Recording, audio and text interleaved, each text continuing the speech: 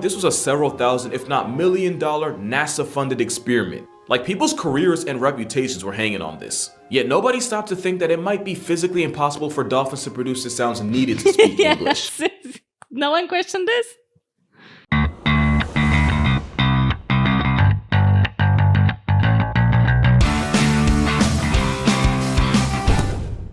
Hello everyone. Hello. I'm Veronica. And I'm Waldemar. And today I will finally show Waldemar the Dolphin Experiment. Well, you were waiting for that a long time. I was waiting for it a long time because I'm really surprised because there's not often parts of the internet that I've been to that you haven't been. BuzzFeed. This one, yeah, BuzzFeed. And this one should be a little bit better than the one that we watched some time ago about the creepypasta, about the Russian sleep experiment. Yeah, that wasn't very good. Yeah, that was, the video wasn't very good, first of all, but you also haven't heard about the experiment. And it was a bit too long for what it was. But this one, I also haven't seen this video, so it's the first time watching for both of us. It's called The Experiment That Broke a Dolphin's Heart, and it's by Casual Geographic. I've not seen this, but I think 99% sure it's about this experiment. And I was mostly heard about it from different sources. I also watched this funny animation, you might know about it, but it's just 2 minutes long. I forgot what's it called. I can put the link in the description. But it's a bit too short to show Waldemar. So I think I will also learn something because new. I'm the opposite of the TikTok generation. You know, I have a too long concentration period.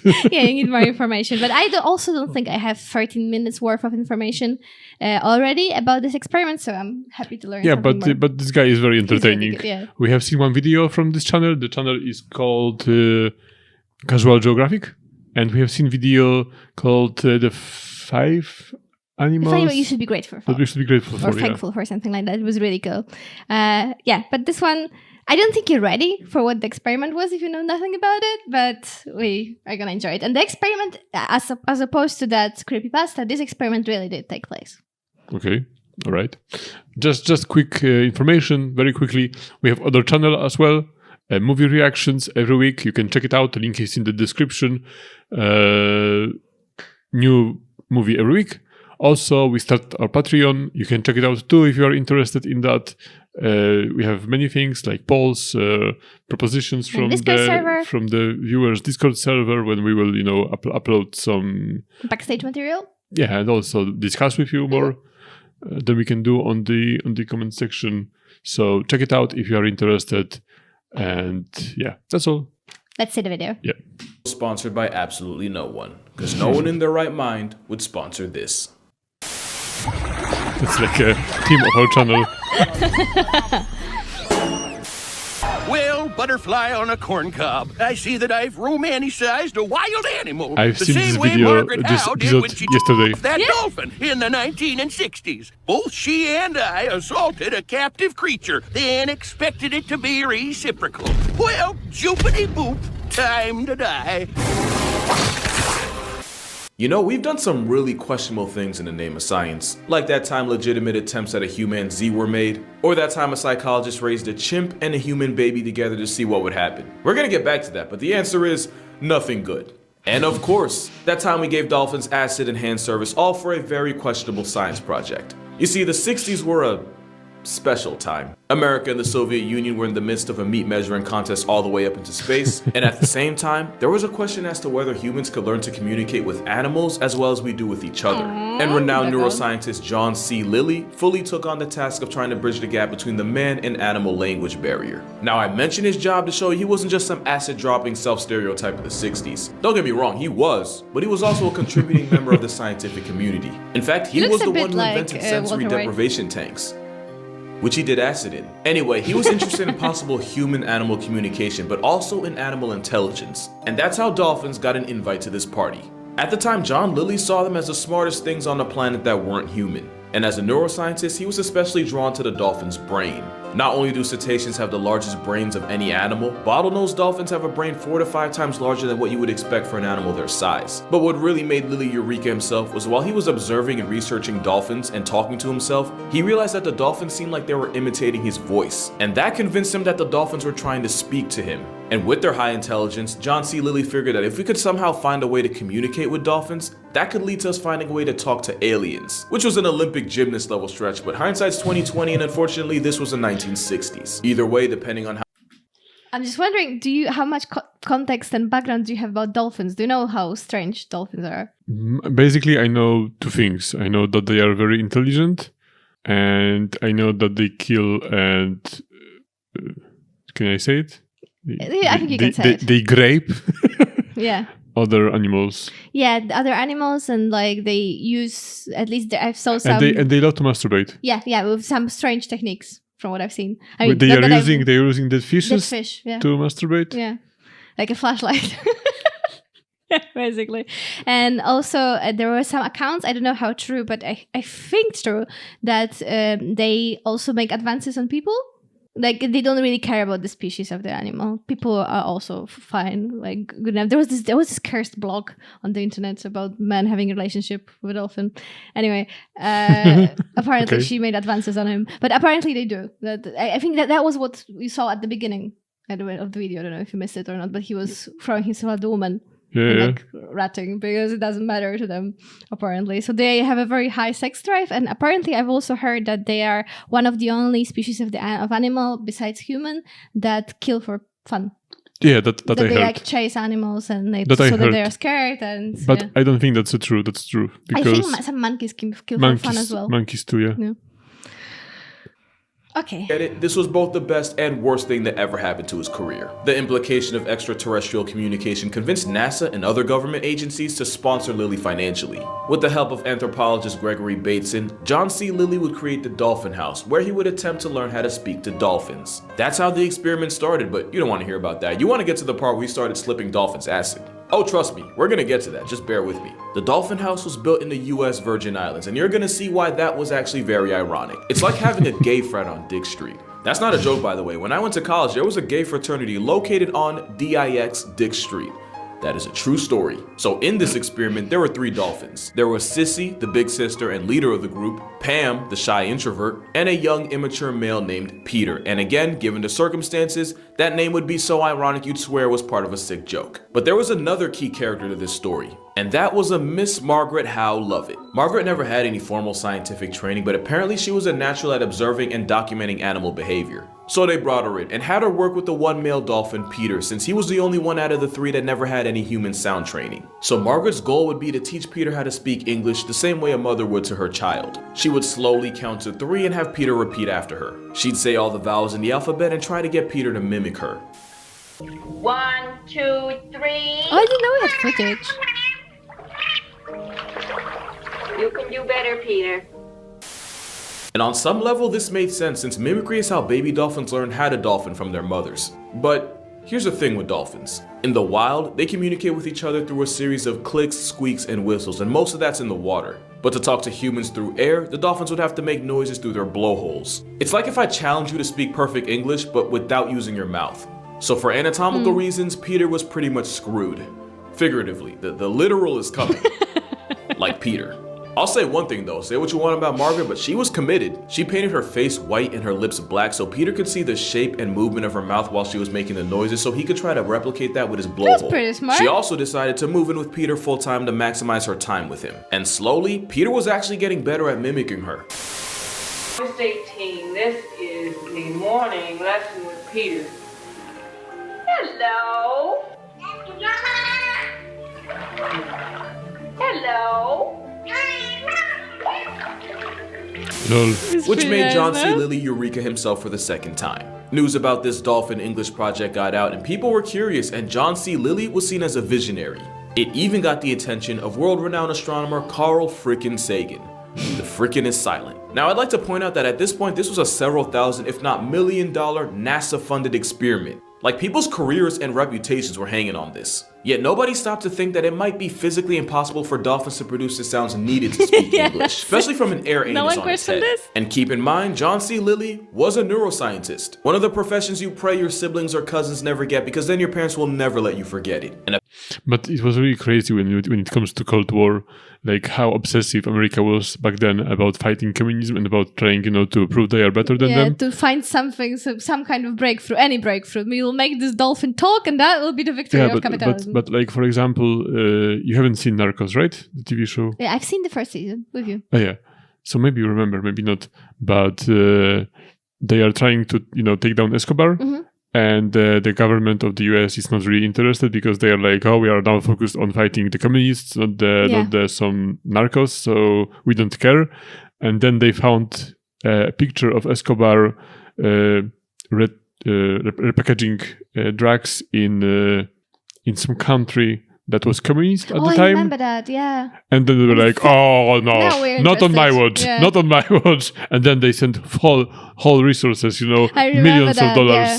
I remember that. So at this time, if you want to have some, some funds, you just had to say that, oh, this will benefit you with fighting Russians. And then they were like, yeah, great, no problem. Also, one thing I want to say, I feel like this video is aimed at people who already kind of know what was the experiment. So no, I'm having fun too. Okay. Also, I'm jealous about how good he sounds with this little microphone. Yeah, I don't know how he's doing it. I feel like the microphone is just there for shits and giggles, and he has a proper mic somewhere down there. I hope so. And then everyone is like, just trying to replicate his style. And like, damn it, why can't I get it to sound as well? Apparently, there was some disconnect. Gregory Bateson was like, why are we teaching them English when we should be learning how they speak to each other? He even had the idea of putting 2 dolphins in 2 tanks where they couldn't see each other but could communicate through sound. That way we could study the sound and figure out dolphin language. Lily's response was, nah, we teach them English. Naked mole rats spend their entire lives using their teeth as shovels underground, and even they have less tunnel vision. And ironically, they might have actually had better luck if they used an animal like a raven or a parrot or even a seal. Animals that are actually capable of mimicking human speech.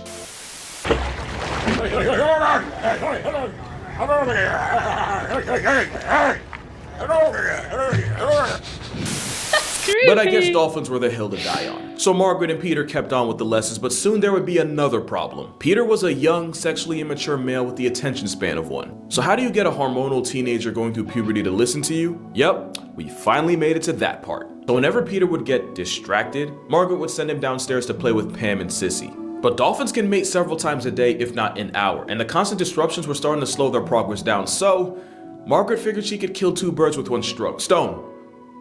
Stroke. 2 things happened after that. Peter got a job he never applied for, and after that, the only virgin on the premises was the very island itself. Playing tug-of-war with little Peter meant Margaret had more time to teach big Peter English, and as a species that often uses decapitated fish, I'm sure Peter wasn't complaining. So now Margaret had a full-time job teaching Peter English while also learning anatomy and chemistry part-time. But patience was starting to run thin because there was another thing a group of scientists somehow never thought of. You could teach a dolphin how to speak English, but that doesn't mean he'll understand any of it because mimicry isn't comprehension. Any pretentious dude in the bar can say E=mc², ask him what it actually means, and watch how fast his face falls. What started as an experiment to learn to communicate with a highly intelligent non-human creature quickly devolved into an R-rated game of Simon Says, except with more hand service and drugs. And now we're at that part of the story. You see, at this point, John Lilly was under a lot of pressure.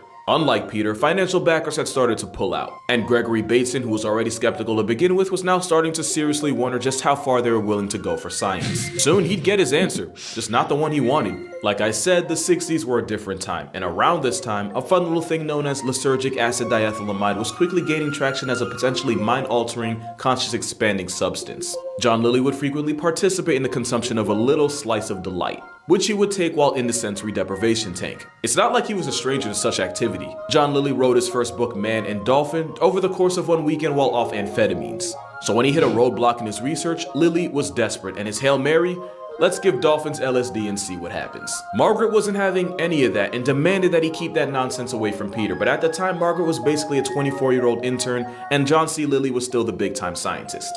And like I said, hindsight's 20/20 and logic had real estate in his blind spot. So John took Peter along with Pam and Sissy on a lovely Saturday drive and recorded what happened. And apparently, nothing. Dolphins might have been slightly noisier, but pretty much nothing to record. Lilly was beyond down bad, and he was desperate for a response, and he knew that dolphins have an incredible sense of hearing.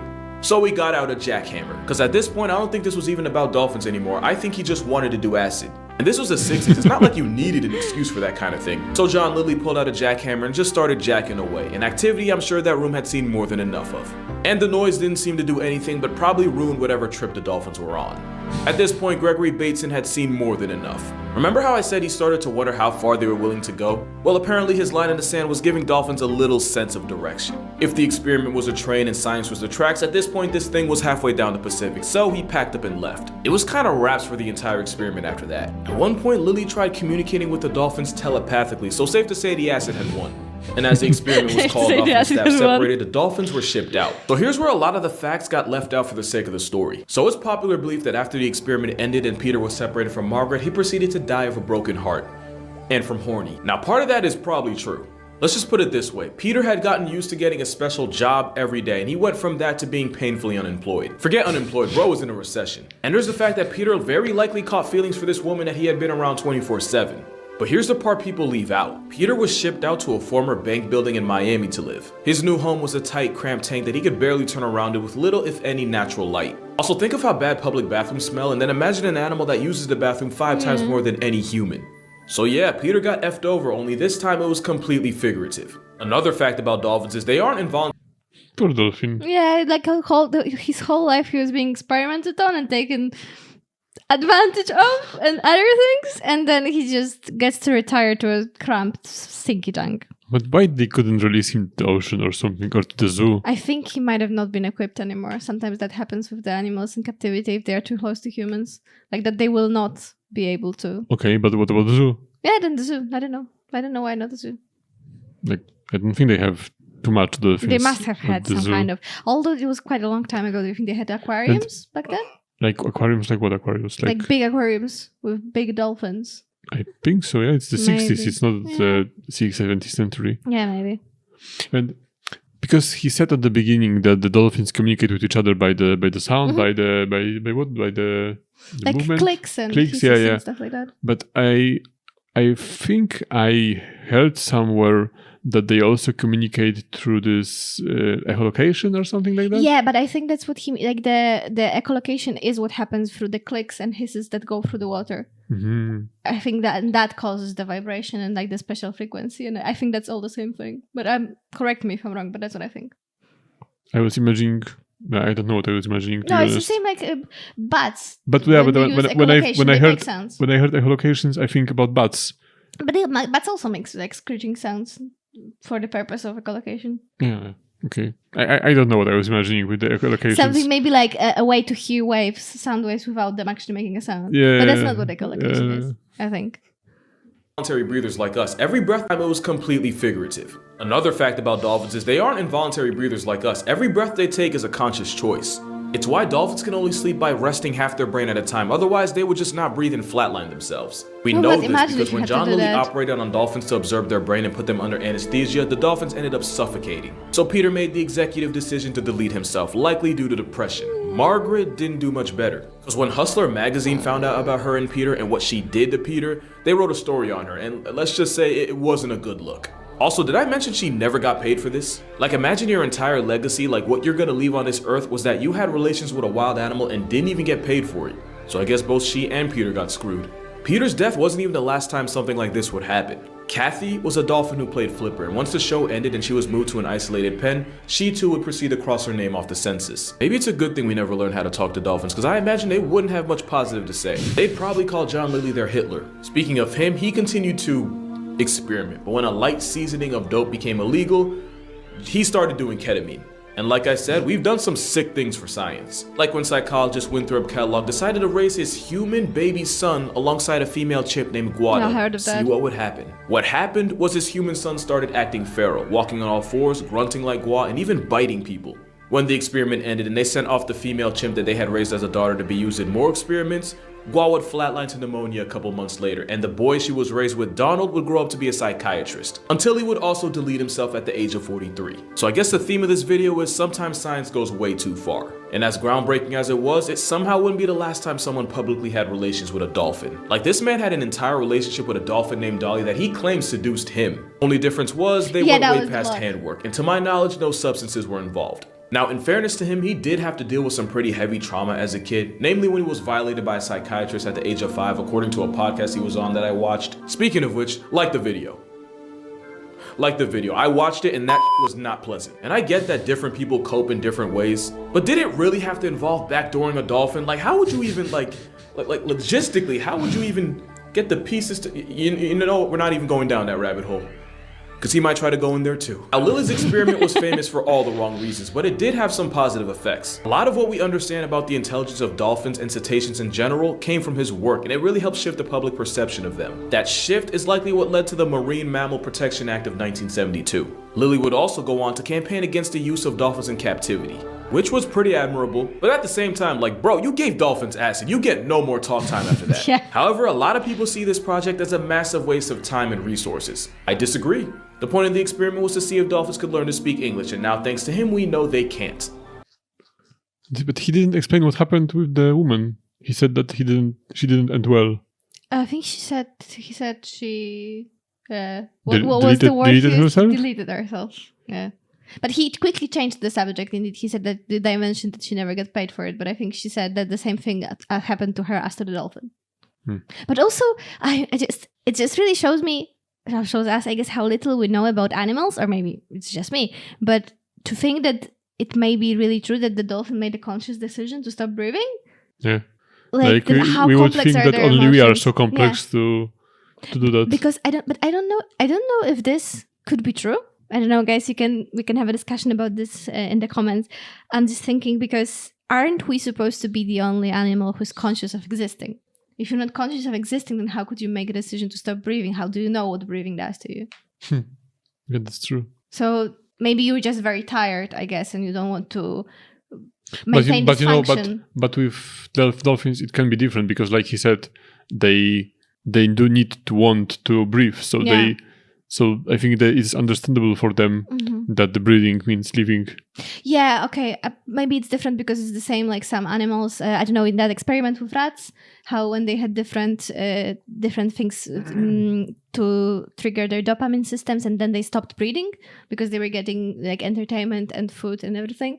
So they stopped breathing, so they stopped doing a life function, I guess, but they weren't necessarily aware that they were conscious that they were alive. So I guess this is the same. Like you just stop making a life function. That maybe doesn't mean that you're conscious of also, existing. have you seen Flipper?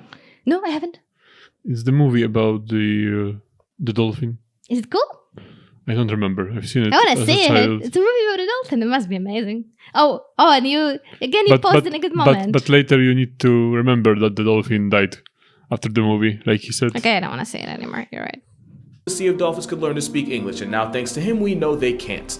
Because drunk history said it best. You wouldn't just kidnap a Japanese man and keep him from his family and give him hand service that he didn't ask for and a little surprise dose that he definitely didn't ask for and suddenly expect him to start belting out fluent English. But that's gonna do it for this video. For more consistent content, be sure to follow my Instagram and TikTok. I try to post daily on both. And if you would like to further support this channel, my Patreon's also gonna be in the description. Because let's be real, ain't no way YouTube finna let me monetize this. Either way, drink water, hug your mother, don't hug a dolphin because apparently it could lead to more than you're equipped to deal with. And I'll see you in the next one. Bye. Very entertaining video. Right? And like the story is pretty good. But I really like this guy. All of his videos that we've seen, that I think are two, and one is on the channel, they are really solid. And I see some nice recommendations for the future. Well, it says, how do wild animals have fun? That sounds we cool. already Warning know. wholesome. We already know how dolphins have fun. Warning wholesome. Okay. But it's wholesome for them. And you can see that he's putting his face in some hole. He's playing with the puffish. I know, I've heard that they do that. The puff, okay. The most disrespected animals. That's also funny. Yeah, guys, if you have any videos of him that you like, you can, let us know so that we can watch them in the future. Anything else to add? I wonder where he takes those informations from. Yeah, and also this video was and really the well footage. made with all the footage and all the photos, everything. Really well made. A lot of effort went into that for sure. Yeah, but how are you able to do those kind of videos? Like, does this footage is just lying around? I guess so. And then you're like, I will make a video about this. I guess so, but yeah, with the animal sounds and everything, he must have done a lot of digging. Because, pictures you can take just from Wikipedia, but all of those videos. And then the videos for the things that were related that he was also talking about. Yeah, really good. Really good. I really liked it. Poor dolphins. Poor dolphin, though. And they didn't mention what happened with the two other dolphins. I think they were also released to some kind of tank. But there were no experiments on them, only they were trying to teach the Peter Yeah, dolphin. I don't know why Peter was the only one. Maybe because he was the only one they could intensively. Easier to jerk him off. Maybe. Okay, guys. Thank you for watching. And like I said, check out our other channel. Check out the Patreon if you are interested. And subscribe and like this video as well if you liked it. Thank you. Goodbye. Bye-bye. Have a nice day.